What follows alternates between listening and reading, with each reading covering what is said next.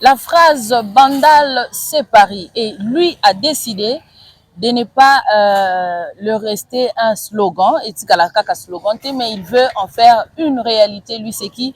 L'artiste musicien Blaise Boula. Kinshasa Brazzaville, en tout cas, bienvenue à la nouvelle édition Nabino, la année 2025. Je suis très contente de vous savoir très nombreux.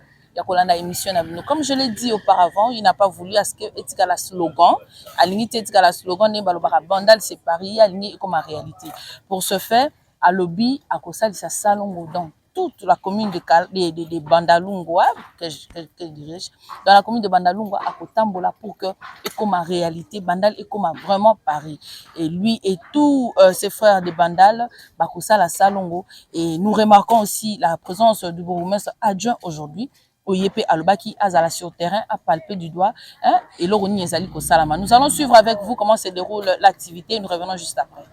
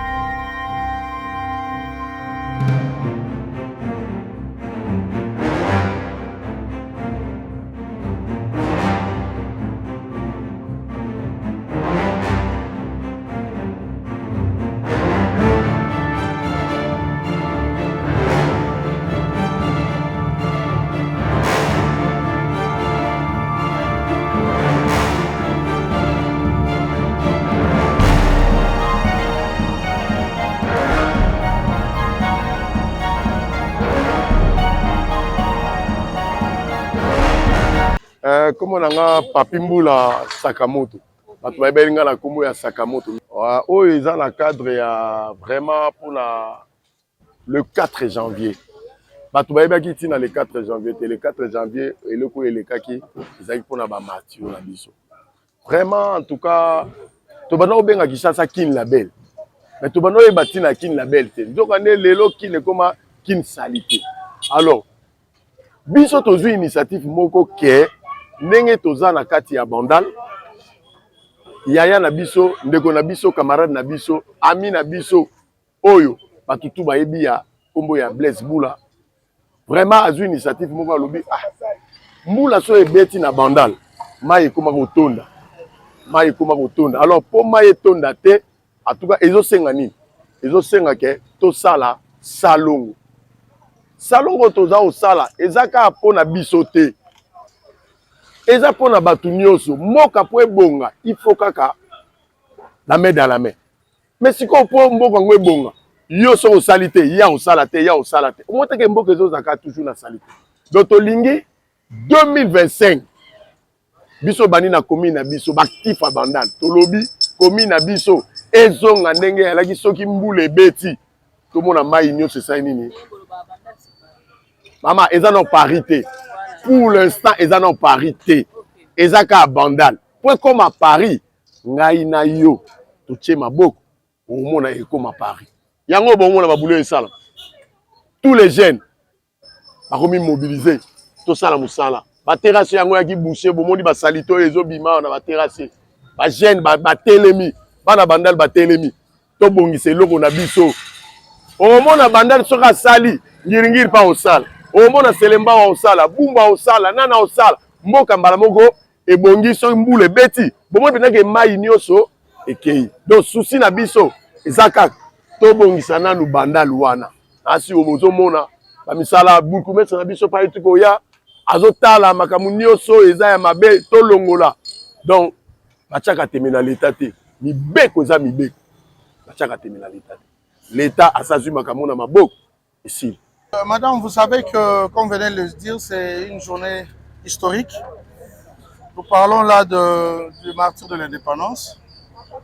Et alors, l'indépendance, c'est d'abord mental. On doit être indépendant dans l'esprit d'abord. Et cette indépendance-là doit descendre même en ce qui concerne l'assainissement. On ne doit pas attendre l'État pour venir, n'est-ce pas, rendre l'environnement sain. On doit s'auto-occuper en termes de propriété.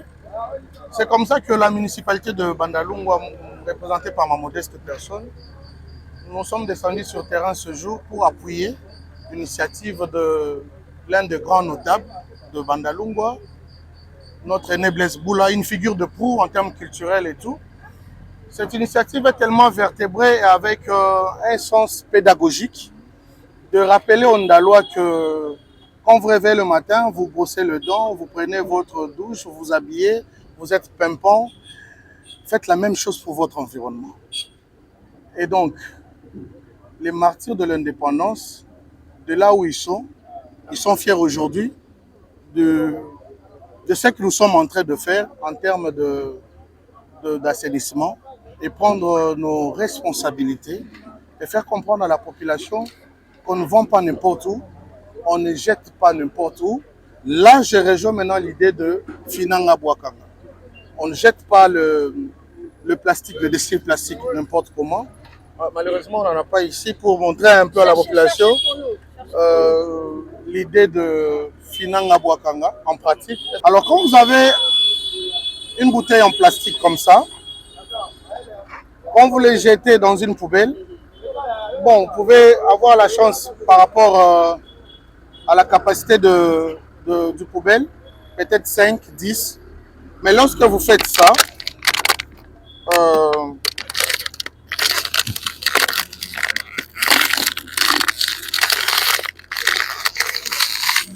vous voyez le résultat. Et là, on peut remplir une petite poubelle avec 50 bouteilles comme ça. Et donc, c'est une idéologie, une philosophie. Et puis, vous raffermez évidemment parce que, bon, voilà. Et là, le rassemblage est plus facile. Et le travail est plus fluide avec les services d'assainissement. Donc, voilà un peu comment nous saluons cette initiative. Et cette idéologie va prendre corps. Nous souhaitons que toute la ville de Kinshasa, tous les bourgmestres, les collègues qui vont me suivre, doivent emboîter le pas. Et bon, nous, on est un peu jaloux et orgueilleux parce que nous, on a la chance d'avoir Blaise Boula. Je ne sais pas, ils ont qui. Mais bon, qu'ils cherchent leur Blaise Boula aussi dans leur commune. Et puis, bon, nous, au même moment, nous restons comme d'habitude la commune maîtresse. Parallélisme d'abord au niveau urbanistique et au niveau de la population. On n'avait pas le même nombre de la population. Et puis, il faut savoir que Kinshasa, il y a des points qui n'étaient pas prévus pour être bâtis. J'ai donné l'exemple de Mongafou, là, et autant d'endroits qui étaient réservés à recevoir l'eau, n'est-ce pas? Mais aujourd'hui, on a construit n'importe où, n'importe comment. Là, on est en train de constater que même au-dessus de bustes de conditions d'eau, c'est bouché. Il y a des immeubles partout. Et nous profitons de votre micro pour demander, plaider au nom de Bandalungwa aux autorités urbaines et du gouvernement central de prendre le courage de casser tous les immeubles qui sont au-dessus de caniveaux et de bus de conduction d'eau. Ça fera mal à 100 personnes, mais je vous jure, ça sera la joie de 1 million. Et à un certain moment, l'État ne doit pas avoir des états d'âme, on n'a que l'âme de l'État. On doit faire ça. C'est bon, ce qui est fait est déjà fait, mais on doit prendre nos responsabilités. Parce que là, ça ne va pas. On peut faire ce qu'on fait là tout le jour, mais tant que les conductions d'eau sont bouchées, il n'y aura pas fluidité d'eau et conséquence, l'eau n'aime pas l'étouffement. Ça va aller de ça et là, ça sera compliqué pour le reste. Le 8 décembre de cette année, 2025, on aura 70 ans. C'est l'âge de la sagesse. Je pense que Bandal a une histoire. En dehors d'être bourgmestre, je suis d'abord de Bandal, grandi, tout ça. Bandal, c'est une commune des intellos. Vous voyez même chez eux à Wenge, même quand vous venez adhérer à Wenge, c'est une histoire musicale, c'est un orchestre. mais vous devez par manuscrit demander, comment on appelle ça, faire une demande par écrit pour adhérer à l'orchestre. Et quand Bandal reflétait à l'époque une sorte d'image des intellectuels, c'est cette image-là que nous, on doit redorer. L'image qu'on est en train de nous vêtir injustement, bière, distraction, ça n'a rien à voir avec nous. Et le 70 ans de Bandal, ça sera pour corriger et montrer que c'est une commune des intellos. Et ici, c'est une sorte de havre de paix. Vous savez que Koulouna, ça ne ressemble pas à Bandal. On reçoit quand Lucas, Selemba ou tout ça. Bandal, c'est la propreté. Bandal, c'est les études. Bandal, c'est tout ce qui est beau. C'est la perfection. Et ça, nous allons expliquer ça mieux le 8 décembre 2025. Nous invitons, en commençant par le chef de l'État, s'il peut venir à la fête, parce qu'il est quelque part au Sindalois. Je sais de quoi je parle. Bon, quand nous, on parle Bandal, c'est Paris, les gens doivent comprendre, c'est d'abord l'état d'esprit d'Indalois. Avant le reste, assainissement, tout ça, un Dalois, c'est d'abord un Parisien par esprit, donc un culturel. Paris, c'est une sorte de miroir culturel. Et donc, nous, ici, quand on dit Paris, les gens doivent comprendre, c'est d'abord au niveau de la culture, du mental. Un Dalois, ce n'est pas de nature un homme sale. Non. Donc, Paris, on a toujours mes mangos si on a pratique. Parce que, les a 12 tendres, mais, le vrai Ndalois sont maintenant étouffés un peu avec les gens qu'on a reçus. Mais bon, comme on est accueillant, chaleureux, hospitalier, on ne va pas entrer dans ces polémiques-là. Tout le monde qui veut vivre chez nous est le bienvenu. Mais, il ne faut pas trop tâcher qu'on a idéologie. Il y a un bandal authentique. Il y a propreté. Au lamour, il y a tongo, au brossé, au tchemafuta, au sokoli, au lati bien, au tali nzinga, papier mouchoir, au tali bouteille à plastique, au fini, au bois que le poubelle. Voilà l'idéologie de l'Intocha. Et ça d'abord pédagogique. L'Intocha, on a namutu, parce que sans la tête, le reste du corps ne peut rien faire. Donc nous, on travaille d'abord la tête. Ce qu'on fait là, c'est à titre d'exemple, mais le chef de quartier, le chef de rue, la police doivent nous aider à continuer ce travail. Mais la population elle-même en soi, il faut en avoir souci. Il y a bandal ndenga na souci en zoto là. Ah tant que zolo on la salité na caniveau, na meki moi je moro ya ozoba salité za na caniveau, na bois kango na terrasse eza juste à côté, maman na gangi. Donc pas chaud ayo ki wana ya terrasse na ye, ne pas chaud na zolo ka ba caniveau nanga. Il faut ba tuba chango na mitu que ba notable nde ba telemi boyeza parce que ba komi na ras le bol. Ba koli na bandal, ba sali vi na ba na bandal. On a un changement. Et nous, on est en train de s'y mettre pour réaliser rêve ou un objectif. La banale. Pour appuyer au texte de Salama, qui va bien assainissement et Salama. Dans mon ébisso, les bénéficiaires, c'est-à-dire la population, tout là censé pour emboîter volonté politique au Baolou. Mais quand Soukola Libosa parlait, il a dit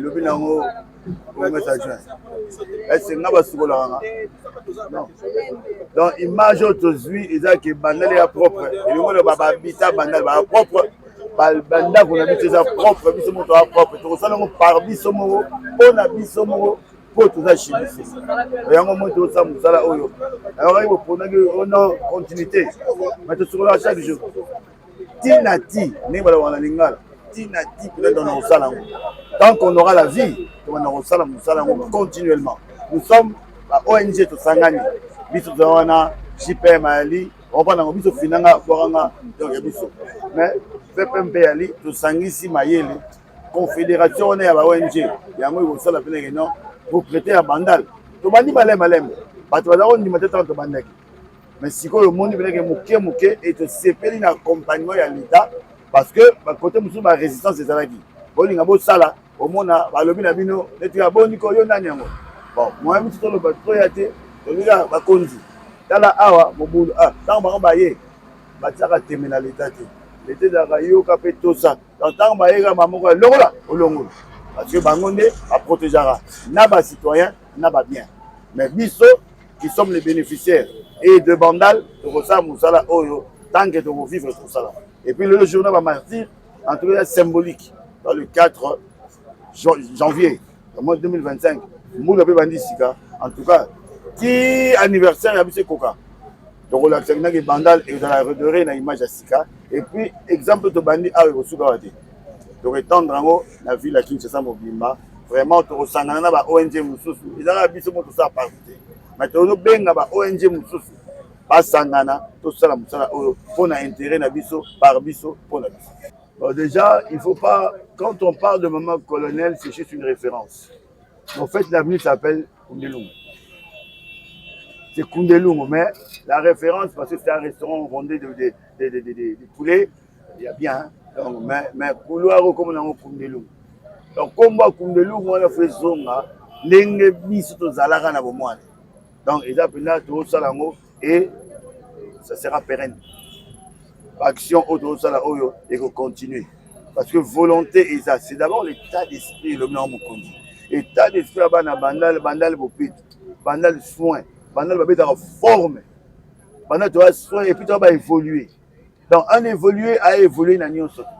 Mais en tout cas image wana casquette wana comment obunga moi dit ngala de bandal nous sommes à bandal mais ba de bandal batikala mukie na on est à bandal babiso basombi mais biso oyo to ba conservateur idéologie va évoluer nde photo yebisa bango tala biso tanto kolaka izara boye ndenge pe boye bokotaka na nne na rythme bana bandal pour tout ça lango bien ensemble. On n'écarte personne, on n'exclut personne.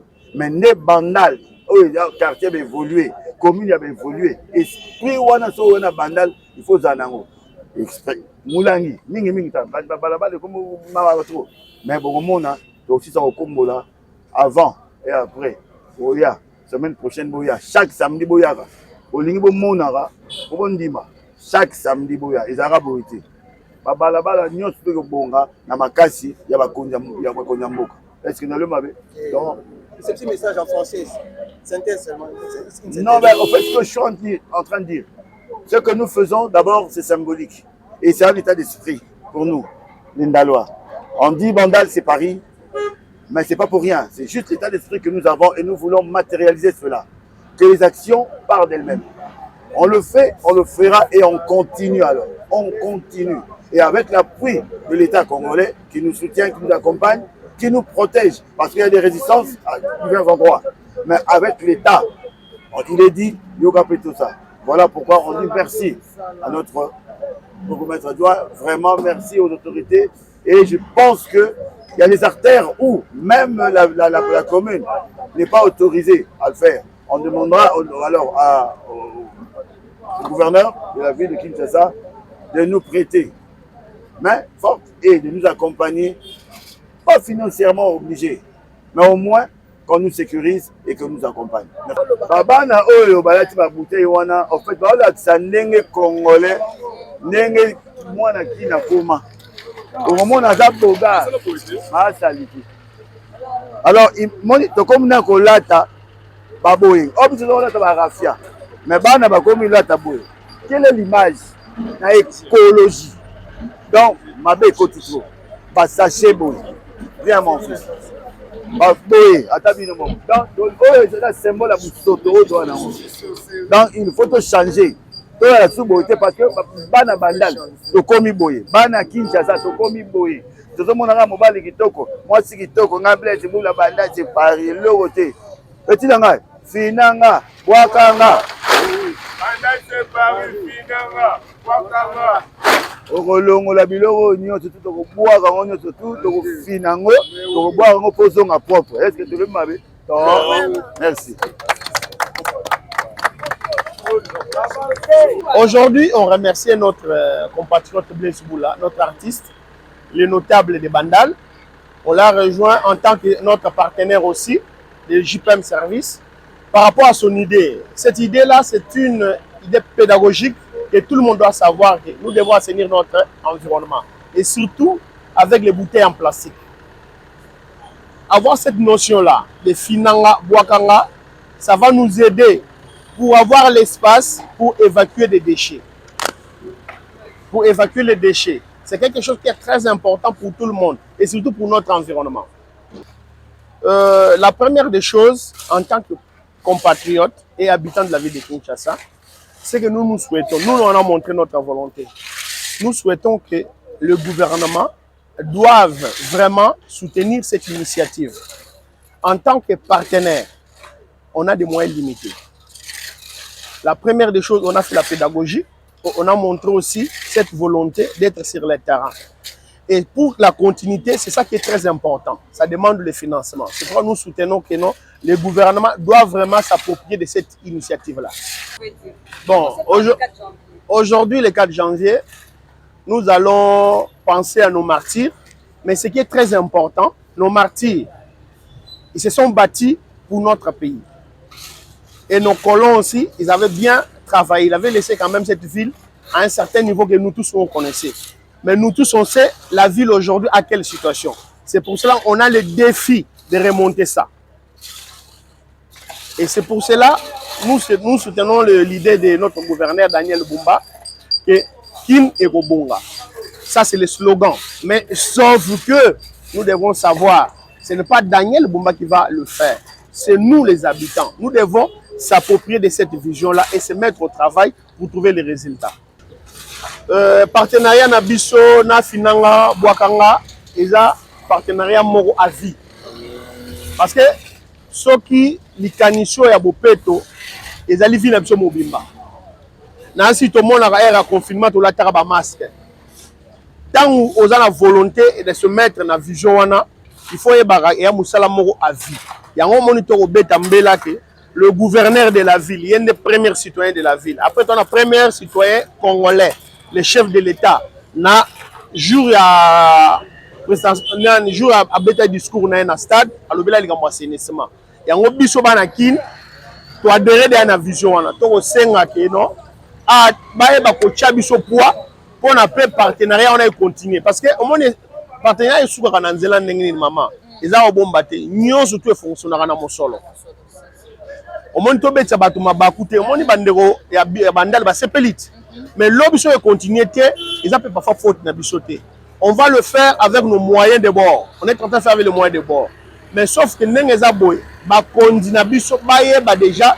Au tchamaram na misala semaine e banda. Ba kota na ba. Ils ont vraiment urgent. Ba kota na kati ya ba budget na bango. Ba disposer budget. Pour toi ba kozongi sa bandal. Bandal c'est Paris. Mais réellement, ce que tout le monde a parlé, on a mis.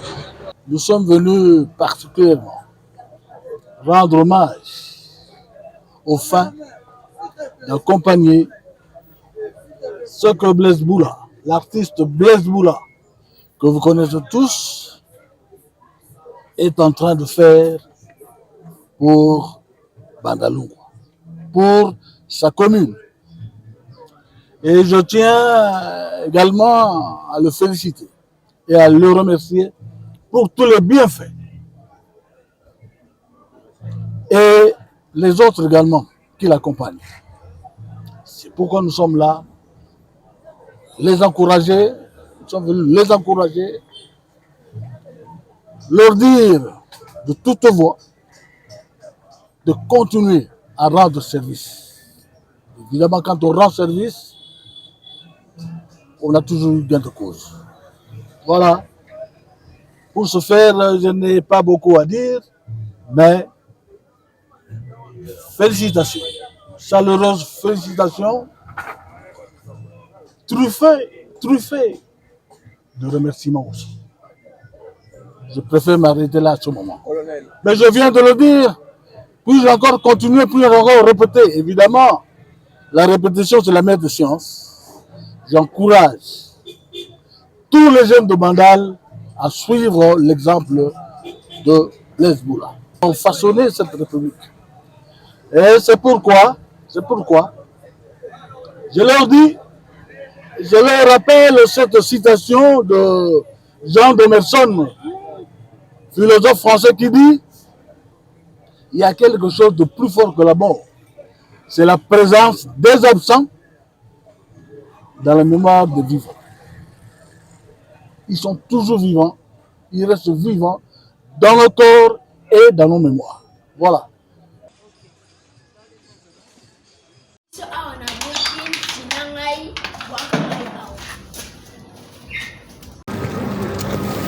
Il était comment?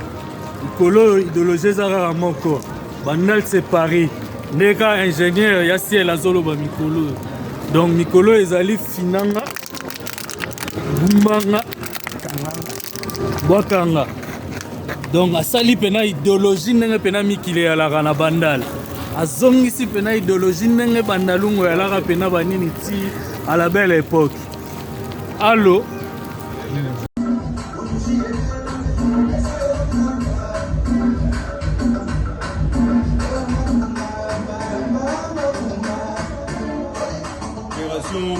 Finangai, Wakangai na poubelle.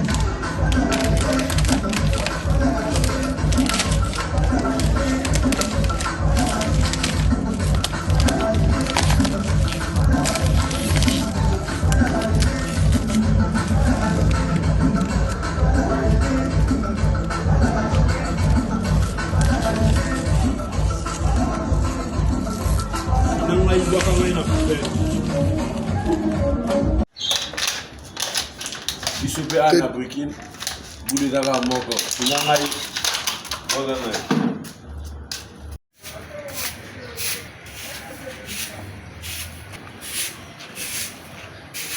Vraiment, Batunde bazoboaka milangi biso vraiment ya toute initiative awa na breaking ba milangi ya boye na bumbi na bwaki na ngambo awa.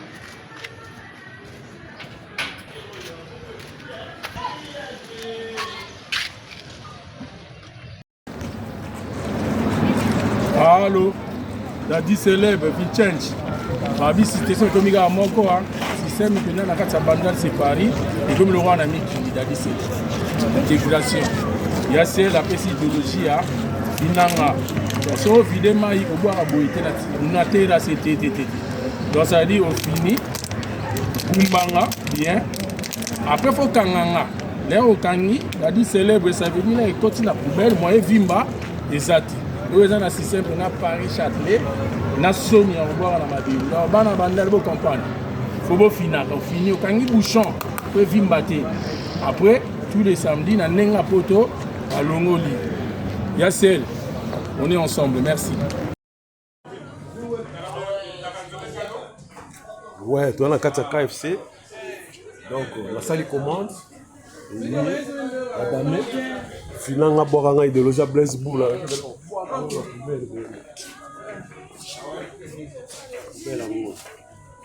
Finanga Boranga Blaise Boula idéologie toujours. Titi le voilà Coco soit strata code. Bandal idéologie ezaka moko omeli ofini poubelle ya ciel. Merci pour na idéologie.